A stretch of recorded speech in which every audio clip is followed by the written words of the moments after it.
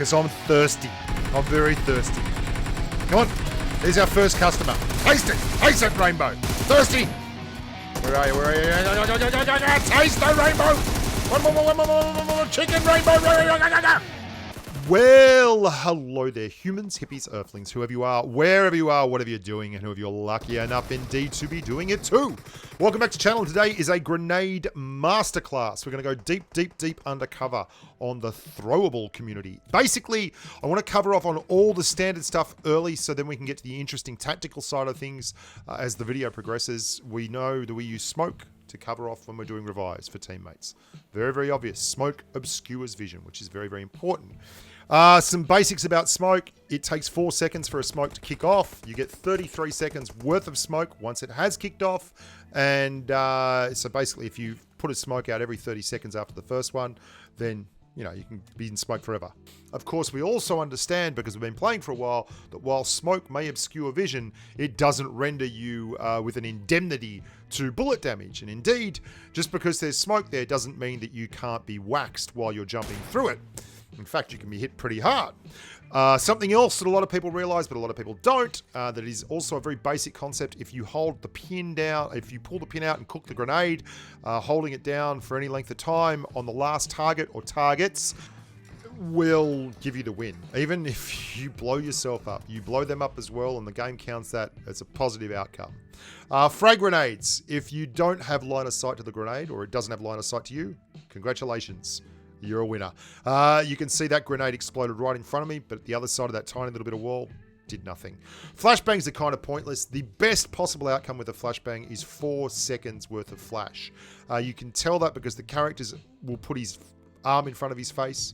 The negative outcome on that is that if you can get a grenade within 3 meters, they're going to get blown up anyway, and you need to have it that close for a flashbang, and if they don't have line of sight, then you're going to get bugger all flash out of your flashbang. So I don't bother even carrying them. I'd rather just hit a frag or a molly or a smoke. They're much better and more efficient uses of your backpack. Obviously, these are great weapons for assaulting. That's a fantastic molly there by Dizzy. Couple of vodka bombs up the top, petroleum maybe, and he's going to let the world burn. These are wonderful weapons for assaulting houses. They are wonderful tools as generally area of denial weapons. What do I mean by that? Well, if you chuck a molly down, then they can't use that space. So you can back people into corners, you can move them from out behind of walls, you can do all kinds of things, and you can do the same thing with frag grenades. I'll show you some examples of that. We're going to look at lots of different examples, and I'm going to talk you through some of the things I do with grens. And you can see there's a molly there that's forcing that bloke to move, and he just gets wrecked. Like if he wants to strafe into that molly field, he can well and truly do that. Area of denial is what it's all about. There's a bloke down there, we're going to knock him, and this is the #1 most solid staple use of your grenade or your molly. Force knocked targets or live targets out of cover and give you much better shots on the target. It doesn't just have to be knocked targets. Obviously, there's a bloke up here at the rock, behind the rock about 50. Ouija and I are both going to gren it, and then I'm actually going to prep for the bloke coming out. You're going to see me zoom in and get ready to shoot to my left, because I know he's going to have to come out of that rock, and we get the kill, and we get the win. Good on ya, Azza. Don't forget low tosses. You can switch between high toss and low toss. And low toss is excellent for those tiny little grens that are really finesse grens at close range, where you want to get it perfectly positioned so that you can clear people who have great overlooks or better, you know, terrain than you do. It's a great equalizer in that respect. You also want to make sure that you cook your grens correctly.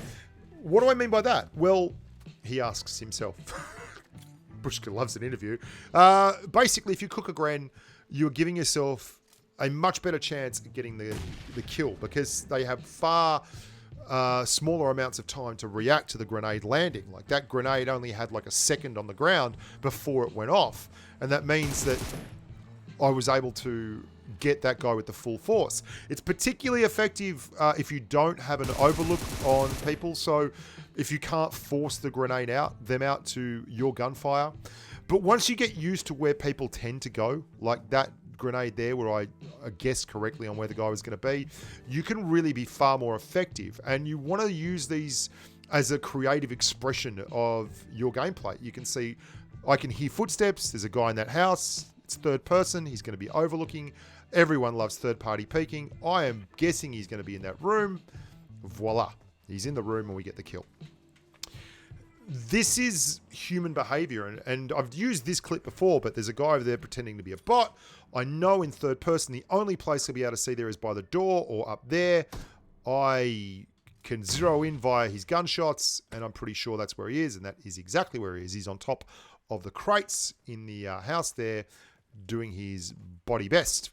And this is really the key to these weapons. Grenades are much better offensively, because if you can land a grenade perfectly, say for instance on the bloke that's up there camping the balcony overlooking the courtyard, or at least I'm expecting him to be there, and if you can land those grenades with very, very little lead time, so they land and bang nearly perfectly, then you can insta-jib someone. Whereas with a molly, they've got to stand in the middle of it for it to be really effective, which is good towards the end of the game, because as you get towards really tight final circles, people get all banged up. You can also use smokes, obviously, to obfuscate and create really good tactical diversions. I open the door there, the bloke thinks I'm coming through the door, he's all prepped up, and then we just flank around. Smoke's excellent for that, and particularly late game. It's not just for crossing fields, which is cool. Again, if you've got people that are pushing you and they have to go through a doorway, a molly in front of a door is a really, really good way to push back on that concept and that idea. And people will generally not run through a molly just to open a door. And the real joy late game with smoke is that it doesn't have to be to any particular purpose. It can just 100% be to obscure view. Now, this is creative smoke again. I'm just doing a low toss smoke, very, very fine and finesse. I'm waiting because I'm going to let these guys go to the circle first. My whole plan here is to let them go to the circle first. And then I'm going to use the smoke to just peek out and get shots on the edges. You can also lean the edge of smoke. You generally won't be seen first by the bad guys. You can lean the edge of smoke and get shots off before they see you. It's very, very effective in that way, despite the fact that obviously it doesn't give any actual armor value. It doesn't stop around, but it will give you the opportunity to get one off without being seen and then maybe duck back into cover. And that can be all you need sometimes at the end of games. Couple of more advanced techniques here. You're going to see there's a bloke pushing up into another bloke. I'm going to drop a bracket here, one below and one above. The gren below means that if he goes back down that stairway, he's going to get rinsed, and he has to stay up. And so we get the second gren is the one that gets him, which is great.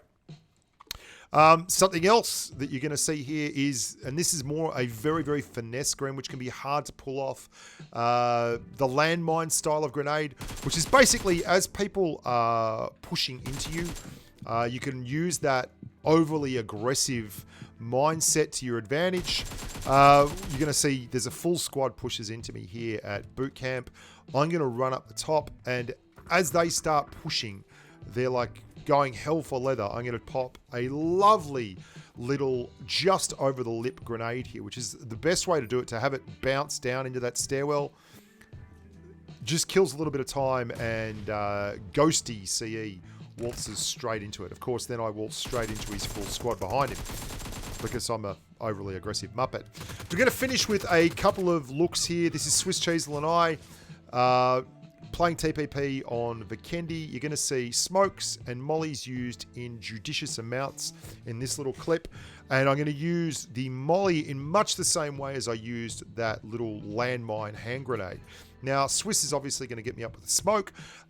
Then once he gets me up, despite the fact that someone pushes around the corner and just freaks out, and Swiss vectors him in the face, we're going to get pushed by the guys who are at the other end of that house. Now, I am going to throw up a very, very timely molly before I throw anything else, because I know they have to come through that doorway. And if they're going to engage us, then that molly is going to basically burn them to bits. And you're going to see that happen in just a short second. Swiss doing a good job here. That guy's platoon mate gets knocked, and clears him from in front of us, which is lovely. And almost as soon as the smoke clears, the bad guys are coming, and we pick up a molly and poke it right through that doorway there. So his partner in crime, molly one bloke, knock the other bloke, and then the molly finishes him off, and we chuck a smoke for Swiss to crawl into, and we get a revive and we're on our merry way. Being creative is what it's all about. Your molly radius, by the way, I think is about 3 meters from testing. And you can last 1.5 seconds or 2 seconds standing in the middle of a molly, but just don't stand in the middle of a molly. It's a bad idea. Thanks very much for watching the video, guys. Please remember to share it around the community. That helps me a lot. If you want to like the videos, then thumbs up for you. You're the real MVP. And always subscribing. Numbers, love those numbers. Big view numbers would be great too. If you want to become a Patreon, we do live streams where I squad with patrons twice a week, although this week it's been a down week. We've only done one because my boy's been sick and I'm going away for the weekend to Melbourne, taking him to a basketball tournament. Apart from that though, just yeah, if you want to do that, it's patreon.com/thebushka. Look after yourselves. Be nice to your mum. Make sure to spend some time with your family if you can. And basically, have a great time out there. Be safe on the battlefield and in life too. Bye for now.